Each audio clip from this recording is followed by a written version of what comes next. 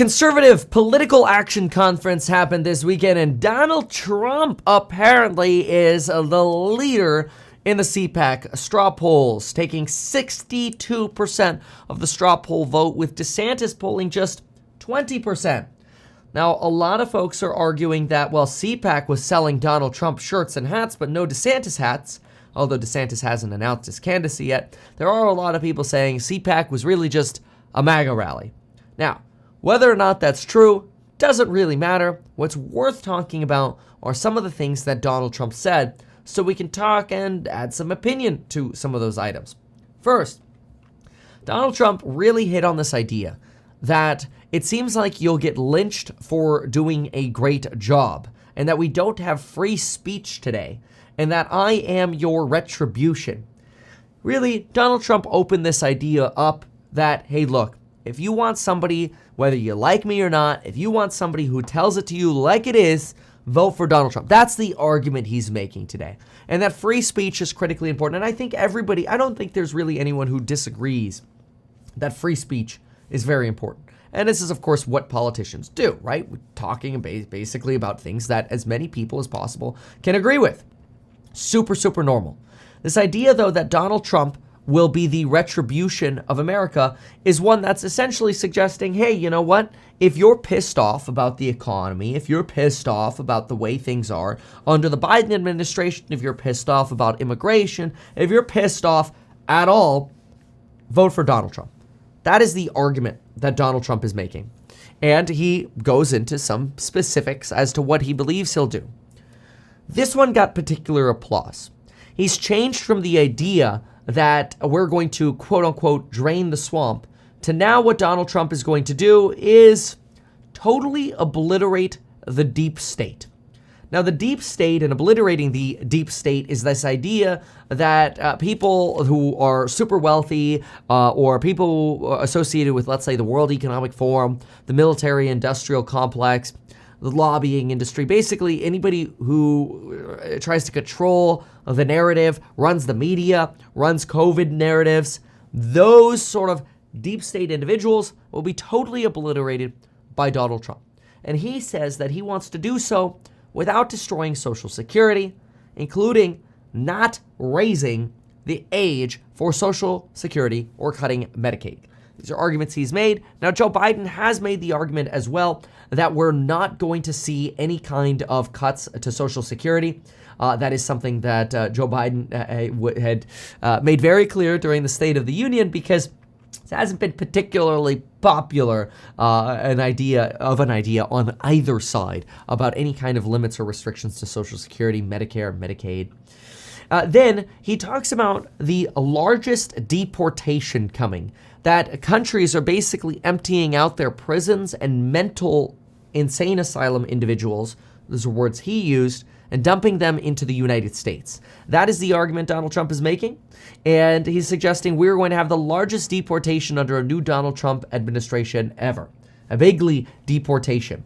Now, this is an argument that has been very popular for Donald Trump. Build the wall, build it bigger, finish building the wall. It's an argument that he reiterates here as well.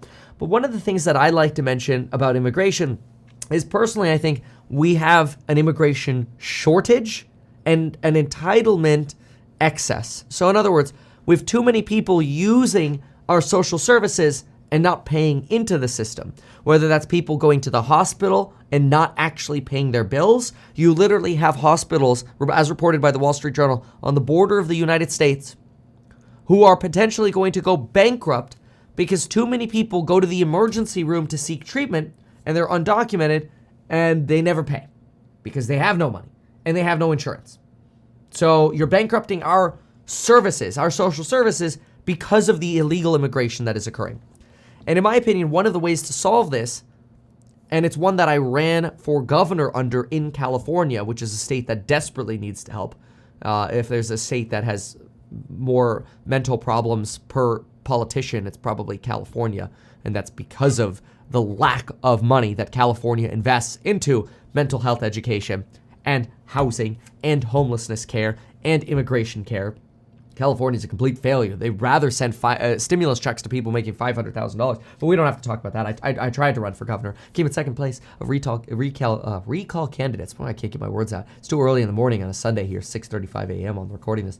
But anywho, Donald Trump talks about the largest deportation coming. I think one of the things that might be popular to talk about would be the idea that if people can come to America in a streamlined way and support themselves, get a job, work for a company, and support themselves without using any social services and actually contribute to our GDP, our taxes, and our economy, then I think it should be a lot easier for people to come to America. I think it should be a lot harder for people who rely on our social services to come to America, but a lot easier for people who don't and actually contribute and pay taxes to come to America. That's my opinion. It's not something we heard from Donald Trump. We just heard about mass deportation is something that he wants to focus on. He says, we won't give unlimited money to fight foreign wars that are endless wars, stupid wars. Here, Donald Trump is talking about Ukraine. And some of these arguments are really being made globally. In fact, we went through an entire topic on the channel talking about how really the war between Russia and Ukraine is becoming regionalized, is becoming something that the world doesn't see as a World War III threat, but rather as a problem between Ukraine and Russia, and that ultimately will need some kind of negotiated solution rather than endless money from the United States. And in fairness, Donald Trump's not wrong that a lot of money from the United States is going to support Ukraine. In fact, if we hop on over and we look at this particular chart from the Council on Foreign Relations, you can see that U.S. aid to Ukraine far exceeds that from the other top 20 donors. Far exceeds. We're over $70 billion in aid. The EU in total is sitting somewhere around $30 billion. Of course, you could then add in individually Germany, the United Kingdom, Canada, Poland, and such. But it doesn't even hold a candle to the amount of money that the United States is throwing to Ukraine without the ability to actually track where our weapons are going that we're sending to the or to Ukraine, rather. Donald Trump did strike applause for that argument about giving unlimited money to fight foreign wars. He says, why is NATO not putting up dollar for dollar what the United States is? And he's not wrong. Again, the United States is putting up substantially more money. Now, of course, the argument is made that the United States is the largest economy in the world, and maybe there's some form of, therefore, responsibility for the United States to maybe contribute a larger share. But boy, oh boy, the U.S. is already doing that an order of magnitude larger than other countries. Donald Trump goes on to make arguments like there are killings happening in Manhattan like nobody's ever seen before. This is probably not true. Manhattan's at somewhere around its lowest murder rate since 2019, but that's not to say that the argument of being tough on crime is not popular. I do think it's important to be tough on crime. For example, Walmart is pulling out completely of Portland because it's essentially become lawless in the eyes of Walmart. So much property crime that it's just not profitable to operate Walmarts in Portland because the policies in Portland do not actually respond in a proper manner to prevent crime. It's the same kind of thing that you see in San Francisco or in countries along the West Coast, and it's a big problem. So he's not wrong about striking that sentiment. Donald Trump talks about how we lost $85 billion of the greatest military equipment in the world, talking about how much of that is really going to Ukraine. He talks about windmills and how windmills are terrible for green energy. On one hand, he's not wrong in that windmills are a lot more expensive than things like natural gas, solar, or geothermal energy. They are less expensive than nuclear, hydroelectric, and biomass, so they are still a little pricey. So he's not wrong on that.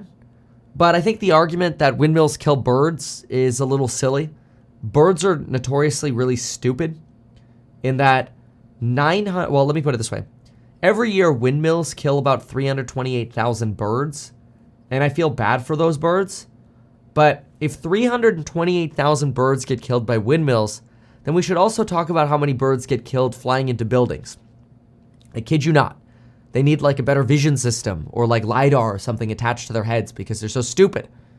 988 million birds die every year from flying into buildings. buildings. Yes, windmills kill 328,000 birds, but 988 million birds die from flying into buildings. So while yes, maybe wind is not, wind is useful in some degrees, and it can become cheaper over time. And I'm not a fan of saying don't invest in wind energy, by no means. I'm a big fan of eventually going green. I'm a big fan of actually finding the most green energy that we could potentially find. In fact, there are arguments that there are 47 terawatts of heat right below us. Now, when I say right below us, I mean like 6 miles below us. So we need to come up with new drilling technologies like millimeter wave drilling technology or plasma drilling technology, as well as more advancements coming to well construction to be able to drill 6 miles down. That's very difficult. But if you can get and tap the supercritical steam potential that we have 6 miles below us, which supercritical steam is about 700 degrees Fahrenheit, about 10 times as strong as the geothermal energy that we use today. Super hot steam. You could power the entire world solely with geothermal energy by 2035. You literally have 3 times the energy potential 6 miles below us than we use worldwide today. So geothermal, like, you want to start looking into maybe potentially like geothermal kind of stocks and investments. I mean, hashtag not personalized financial advice, but let's just say we're going to be doing some geothermal fundamental analysis in the course member live streams. All of you, of course, already know, it's redundant, but it's worth mentioning in case you're new here, that yes, I'm a licensed financial advisor. This is not personalized financial advice, though, for you. I run an actively managed ETF. I'm a real estate broker. I've got a real estate startup as well. I do a lot of things. And I have courses on building your wealth linked down below, including going from zero to millionaire in real estate. That's what I did. Real estate investing. Fantastic way to become a millionaire. Stocks and psychology of money. How to make more money as a real estate agent, as a YouTuber, or even just as somebody who has a job in the Elite Hustlers course, or an entrepreneur via the Elite Hustlers group. Those all come with course member live streams, by the way, which I'll be going to the Elite Hustlers live stream after this video. But anyway, Donald Trump, does make an argument here against windmills. I do think we should be talking a lot about geothermal energy, and we will be a lot more in the next decade here. So I thought it was worth talking about that. I'm really, personally, I'm tired of hearing about the bird argument. Let me put it that way. And again, my goal is not to be like super like a Trump apologist and pro-Trump here, and it's not to be super anti-Trump. It's just supposed to be some dude on the internet with a jacket that's way too big, giving you insights and opinions on what's actually going on in the world, using as much data as I could get my hands on. So another thing that's worth noting is Donald Trump makes this argument that no one has gotten anything from China other than Donald Trump. I think he forgets the fact that we collect about $8 to $14 billion a year in import tariffs from China. But then again, he's trying to reiterate his tough on China argument, which is not necessarily a horrible idea, especially given the data leaks that we regularly have to China, including the theft of some of the most advanced chip-making technologies from companies like ASML, the Dutch advanced chip manufacturer, to basically circumvent U.S. sanctions against China and U.S. export limitations for advanced chips. But that was probably going to happen anyway in the long run. Anywho, so personally, I think that for the Donald Trump CPAC event, I wouldn't be surprised if the polling from CPAC was highly Trump skewed, given that DeSantis wasn't there, right? And DeSantis hasn't declared he's running for president yet, although that's widely expected. It did look like in some CPAC polling that the Democratic contender that's really expected from CPAC estimates is Gavin Newsom being number one after Joe Biden. Look at that. Who do you think the Democratic nominee for president will be in 2024? Joe Biden, 39%. Gavin Newsom, 21%. Michelle Obama, 14%. Kamala Harris, 6%. I thought that was really interesting, this idea that you've actually got Michelle Obama and Kamala up there.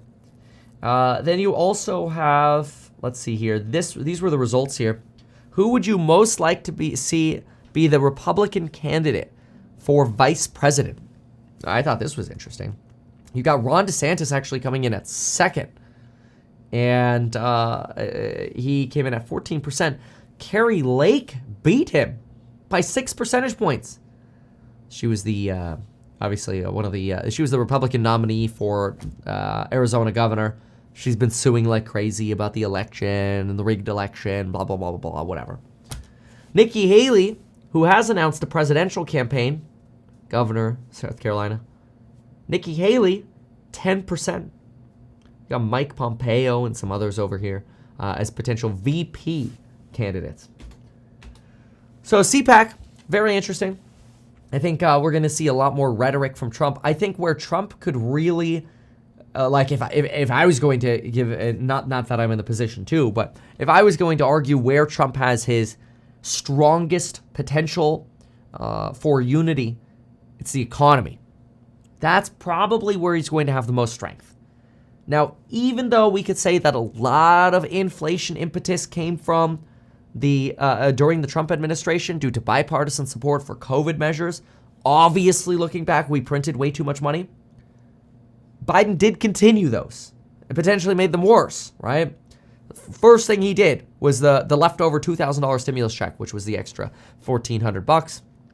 The extension of the child tax credit, part of his policies, the student debt for deferment for as long as it's been going on, right, have all contributed to more inflation.